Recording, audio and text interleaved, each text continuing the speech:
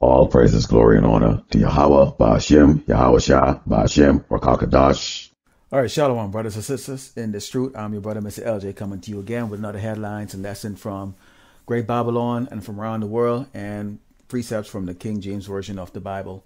And today, we're going to go into two videos here. One is this Desmond Meade here, who is a vote right activist out of based out of Florida. He's going through an interview here, and I want you to hear that interview. And then I'm going to show you another video that's cause and effect. It's association as to why we have these kind of jakes here at the front line here in Great Babylon. And I'm also going to show you some backgrounds that's associated with him also too. So let's go into the video. I think of the Juneteenth effect. That's what I call it. It reminds me of the story about Juneteenth, where the slaves in Galveston did not realize that they were free until 2 years after the Emancipation Proclamation. It's the same thing here in Florida, where even after the passage of Amendment 4, there's still a significant number of returning citizens who don't even realize what Amendment 4 does or even how it impacts their lives and that it passed. And so we're constantly out in the community now, really trying to engage those individuals and get them plugged into democracy. So Desmond, tell me, when you're having those conversations with individuals who were formerly incarcerated and you say to them, you now have access to vote, you can vote, what is it you most frequently hear from them? What I most frequently experience is, it's almost like a weight has been lifted off of their back. There's so many people, because of so many years of being denied the right to vote and being ostracized by our society and the narrative that basically says that if you have a felony conviction that you're not worthy of having your voice heard or being a part of this society. Knowing or hearing that they now have the opportunity to participate in democracy is a very liberating experience. And I've seen grown men and women in their 50s and 60s and 70s just break down in tears. One particular story here in Florida, we had a woman who'd been trying for over 20 years to have her rights restored to be able to participate in elections. And when she was finally able to register to vote, she informed us that she was given 6 months to live by her doctor, and her dying wish, was not to go to Disney World or to meet a famous celebrity. Her dying wish was to be able to feel what it was like to cast a ballot. So as you can see here, he's a part of this system, and what he's basically talking about is that he wants to vote for these men up here that you can see on the screen here, starting from Biden, going all the way back down to George Washington guy. And one thing in common with all of these Edomites, they all own slaves. They all currently own slaves, and they're all part of the big corporation called Great Babylon America, which has a ton of slaves inside of it, mainly the children of Israel that are still stuck here in captivity. Okay, so these are the kind of coons that are out there right now that are trying to bring these Edomites as their king. So let's go into the scriptures here. We're going to go into 2 Kings chapter 17, verse 14. It says, "Notwithstanding, they would not hear, but hardened their necks like to the neck of their fathers that did not believe in the Lord their power. And they rejected his statutes, his covenant that he made with their fathers, and his testimonies which he testified against them. And they followed vanity and became vain, and went after the heathen that were round about them, concerning whom the Lord had charged them that they should not do like them." I'm going to stop there right at verse 15, okay? Because when you look at that verse 15 here, it says, and they followed vanity and became vain, and went after the heathens that were around about them. Now, let's take a look at this guy here, all right? First of all, he actually was on Time magazine, okay? He was on Time magazine. What does it say? Desmond Meade makes Time 100 most influential people in the world list. Now, when you think about the fact that he's trying to get felons to vote again for the Edomite kings, okay? Now, who makes up most of the prison system here in America? All right, that's an easy question to answer here. It's always going to be Jake, okay, which includes the Northern Kingdom and the Southern Kingdom, okay? So that's us making up most of the system. And some of us don't serve long periods of time, But their goal is to actually imprison and get every Jake in this nation to have some type of criminal record, right? So that they can have more control and they can take away all those things, all those opportunities away from you that's supposed to be here in Great Babylon. So you can tell that he's going after vanity. Okay, he's influential. He is the face of, again, the criminal system. But this is a good Jake that actually made something of himself, and so Esau is using him. Okay, and he's trying to encompass himself inside that, so you can see with his pride, like his whole desire is to ensure that he can have the ability to choose which one of these wicked kings that would come would rule over him. Okay, so he doesn't have that king that mentality, that rulership mentality. All right, let's go into some background of this Desmond Meade here. So here's what you find about him here. So he graduated from high school, which is good. He actually was in the army as a helicopter mechanic. Okay, so that means he was very good with tools and mathematics and all the other different things here. Smart Jake. While in the army, began to use cocaine. So the spirit, that wicked, evil Edomite spirit on him. Okay, undoubtedly he was hanging around some of these Edomites, because that's what they do in the military. A lot of drugs. Okay. A habit that escalated into the use of drug use, other crimes, and imprisonment. In 2005, after being released from prison, he checked himself into drug treatment and began to rebuild his life. So he would go on and graduate from law school in 2013, and then discovered that, of course, he could not take the bar exam. So he was smart enough to go to law school, but they wouldn't allow him to take the bar exam because he had messed up here doing drugs and got into crime. So he was not very good at making decisions. Okay, so now, again, like I show you, he was on Time magazine. Okay, why don't they put, the Elder Gabar on there, or Taha?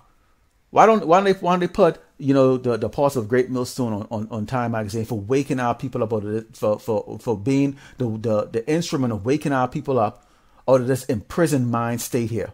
Okay, because nobody in this truth does drugs. We don't make those kind of decisions. All right, we don't alter our mind. This is our temple. This is a temple of Yahawashi. So basically, you see, Esau's choice is always to pick out losers amongst us, like the worst of the worst, because there's a point to that.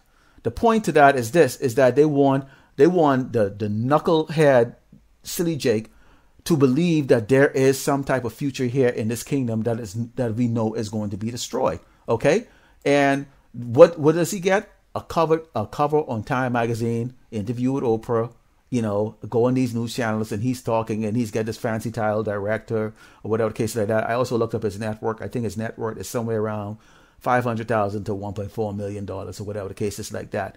Okay, so just like the fathers, just like our forefathers, which is ourselves, he is continuously going into this vanity here of the wicked people that Yahawashi has put over us.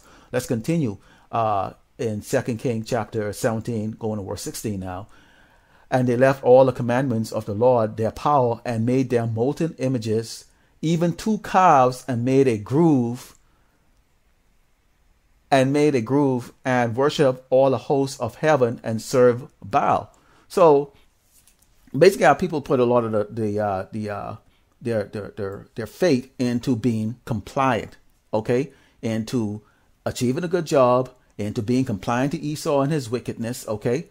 And when you take a look at the word compliant, it says inclined to agree with others, obey rules, especially to an excessive degree, okay? Acquiescent. Now let's take a look at this word acquiescent right here. There's a reason why they put that there. So it says ready to accept something without protest or to do what someone else wants, okay? So this man is a setup. He is a setup. He's a setup because our simple-minded people are looking for somebody that can dig themselves out of adversity and come up. Okay, so he's not a Jake that was tested by Yahawashi that you go through all these years of tribulation and come out clean. Okay, because you understand the way the devil works. You are now becoming a priest of Yahawashi. This man can't tell you anything because you have tried to cling on to his ways, and what? His ways led to nothing but death and destruction. So what do you become? You become a priest, okay? And it's not, we get the calling from Yahawashi. It is not our choice, okay? So you can spend a whole long time in this wicked kingdom chasing after Esau's life, and only to be called into this truth, which is going to give you the real life, okay, the breath of life, the everlasting life, the eternal life, okay. Now, where does this problem start with guys like him? Where does this problem start with guys like him? Okay, when you look at a guy like him, where does it start? It starts from at home. Now, let's continue on this chapter. Here it says, this is verse 17.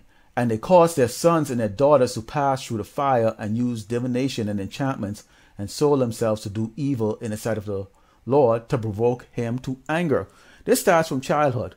Okay, let me show you a video here of what we all probably have gone through in certain ways and where this guy, Desmond Meade, came from. Okay, he came from probably a household like this, and he probably went into something like this, and this is what he probably goes through every doggone week. Yeah.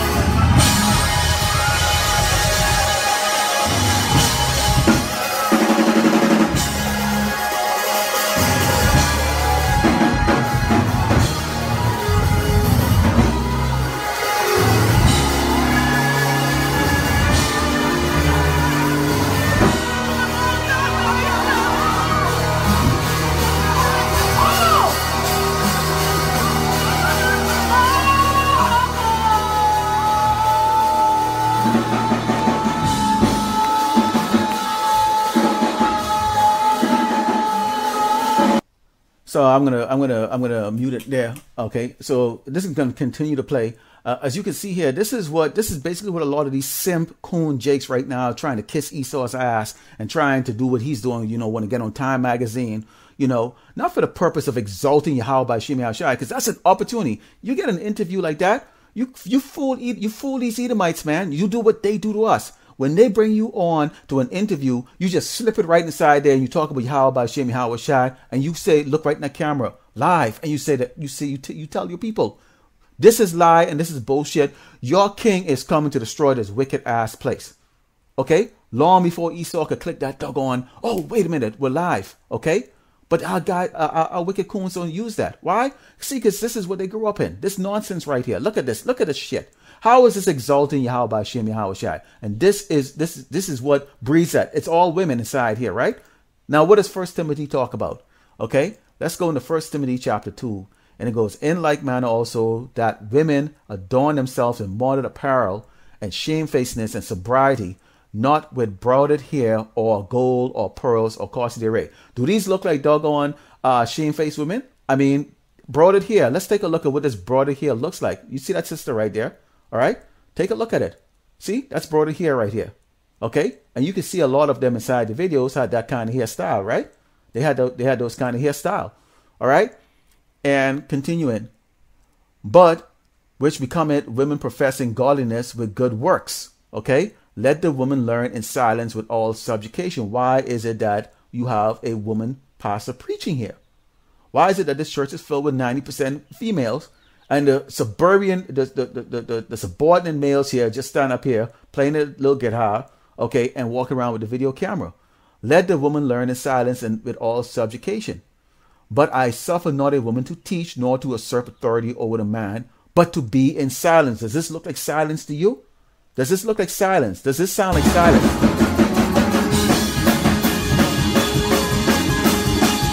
Okay, that's not silence. For Adam was first formed, then Eve. And Adam was not deceived, but the woman being deceived was in the transgression. Notwithstanding, she shall be saved in childbearing if they continue in faith and charity and holiness with sobriety. Here's the word sobriety. Right here. Okay, what does it say? The state of being sober. Okay, the quality of being staid or solemn. Okay.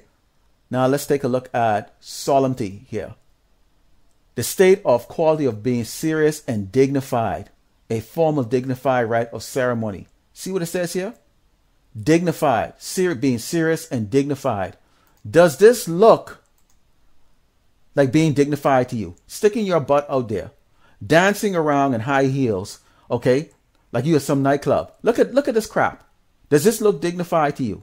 So this is what's wrong right here. And this is where most of your little simp jakes, The ones that Esau are picking up, like that guy there, that Mead guy I just showed you, okay, are what they're using, okay? What they're using to try to continuously corrupt and keep our people in darkness, okay? Because of this. And so this is the root cause. This is where your where your simps are coming from right here. This type of environment, all right?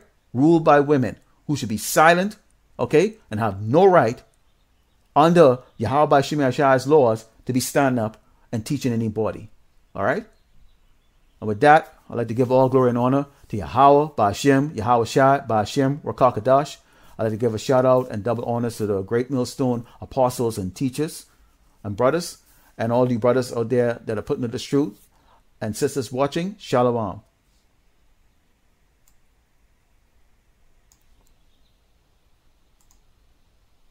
Thank you.